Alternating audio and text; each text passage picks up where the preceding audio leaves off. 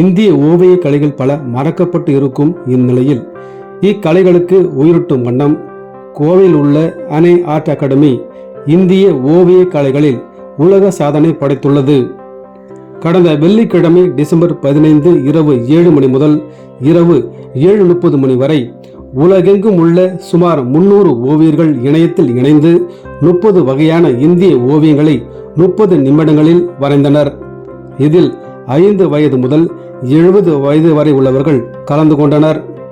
இந்த நிகழ்வை Kalam world record நிறுவனம் உலக சாதனை என அங்கீகரித்து உள்ளது.